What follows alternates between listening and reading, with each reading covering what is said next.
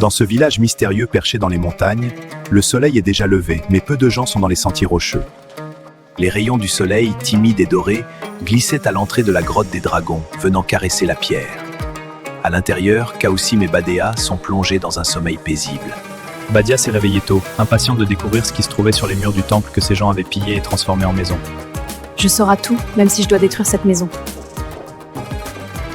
Le soleil s'est levé et tu dors encore? Allez, lève-toi, je t'ai apporté tout ce que tu désires. Oh, ma tête, hier j'ai tellement bu que le monde tournait autour de moi et que je savais plus où j'étais. Tiens, pour toi. C'est bon. Après t'être lavé et parfumé, tu reprendras tes esprits. Pas de vin aujourd'hui. Tant mieux, Kassim, j'ai besoin de toi sobre. N'oublie pas ta promesse. Quelle promesse? Il est convenu d'aller voir ce qui était gravé sur les murs. On se met d'accord, dès maintenant nous allons enlever seulement le chauffe du salon. C'est là où je soupçonne l'existence des inscriptions. La maison était divisée en 4, l'une la chambre du poissonnier et une pour Aïcha, et la plus petite servait de garde-manger, le hall servait de salon. Kassim s'est beaucoup absenté. À la fin de la journée, il est entré avec en compagnie d'un ouvrier qui n'est pas du village. C'est le salon. Je vois. Le travail te coûtera 1000 dirhams. C'est un prix correct. Creuse jusqu'au rocher. D'accord. Frappe doucement, comme un sculpteur. 1000 dirhams, ce n'est pas trop? Les ouvriers du village ont refusé de creuser. Ils disent qu'une malédiction s'abat sur quiconque regarde les inscriptions. C'est une tradition ancestrale pour éloigner les fouineurs. Assez de spéculation et allons nous détendre quelque temps. L'ouvrier travailla sans relâche 7 jours. Badea lui recommanda de veiller à ne pas endommager les parois sous les passe-couches de chaux. Le salon est foutu. Ces bas-reliefs ont des milliers d'années. Écoutez, je ne veux pas me mêler de vos histoires, mais vous m'aviez promis 1000 dirhams pour les travaux. Oui, bien sûr. Cet endroit me donne la chair de poule. As-tu de quoi payer? Tu connais ma situation. Prends ça, tu le mérites. Merci. Tu es folle, cette émeraude coûte une fortune. J'ai payé son silence et non son travail. Il te manque beaucoup à apprendre, Kassim. Tu ne cesses pas de m'épater. Mais où as-tu trouvé cette pierre? N'oublie pas que je lis les signes. Maintenant, laissez-moi examiner les roches. J'avais raison depuis le début. J'avoue que tu es doué. As-tu trouvé des indices? Seulement des scènes de guerre, pas la moindre inscription. Ils doivent être ailleurs. On ne va pas tarder à savoir. Peut-être les palmiers ont un sens. C'est une simple décoration.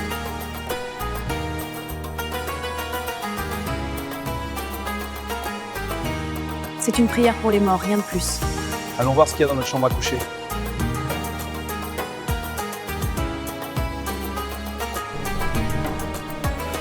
La chambre est couverte de débris. Quelle belle fresque. Pas grand-chose à part une sculpture somptueuse.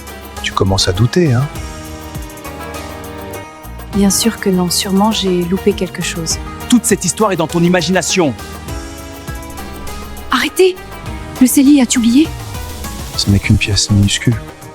Ça fait partie de la caverne, non? Le moindre coin peut renfermer des secrets. Nous n'allons voir qu'une pièce supplémentaire en ruine. C'est notre garde à manger la dernière pièce. S'il n'y a rien, ça veut dire que la maison était ruinée pour rien. Pas de conclusion hâtive. Les colonnes de pierre ne mentent pas. J'espère que ton obstination pour le trésor de Salomon vaut la peine. Tu n'as pas pensé à quitter ce village? Je n'irai nulle part. À cette discussion, allons voir les gravures. Un animal parmi des guerriers, c'est étrange. Sans doute une offrande. Regardons ce qui est écrit. J'ai trouvé la clé. Je m'attendais à voir un passage secret et non des graffitis. S'il y avait quelque chose, ton grand-père l'aurait trouvé depuis longtemps. Je te traduirai les inscriptions. Quand le soleil se lève, tu apprendras la sagesse et tu gravis les échelons de la compréhension. Un escalier s'offre à toi, tu ne sais pas s'il est réel ou imaginaire, et qui croit sans voir, la flèche sera sa part. Et alors? Ce n'est qu'une énigme. Pas un mot sur le tombeau perdu. C'est bien plus compliqué que ça. Un peu de patience. Ces vers te mènent sur un chemin semé d'embûches, et seuls les sages surmontent les obstacles. Sans doute une allusion à des pièges dissimulés. L'épreuve finale te mettra face à face avec la mort. D'accord, assez de mystère. Expliquez-moi tout. Le premier vers du poème est facile. Regarde ces rayons sur la gravure. Quelque chose attire-t-il ton attention? Son œil est grand par rapport à sa tête. Exactement. Les anciens attribuent à cet animal des pouvoirs magiques. Vraiment? Lorsque les rayons du soleil atteignent l'œil du réem. Attends le moment où le soleil illumine le mur. Pas tout le mur, mais seulement l'œil du réem. Oui, l'œil. Le texte parle implicitement d'un miroir qui concentre la lumière sur l'œil et rien d'autre.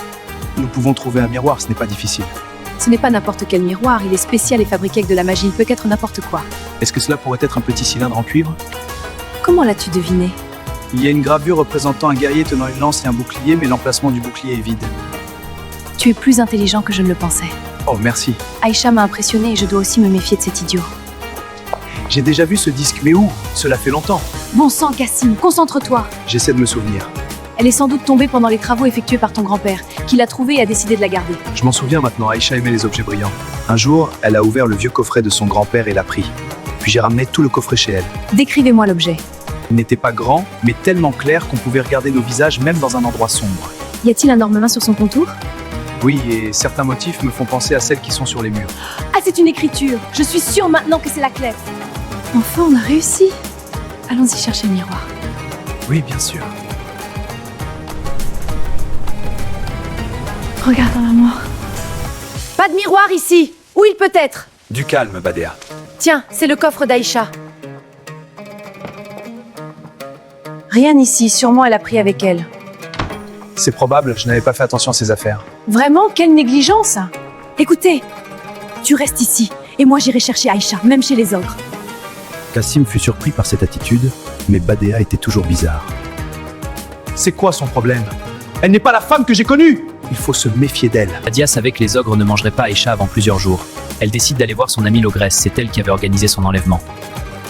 Je te donne 100 dirhams pour l'âne, es-tu d'accord? Pour ce prix-là, toi. L'ogresse pratiquait la magie noire, c'est pourquoi les ogres l'ont bannie.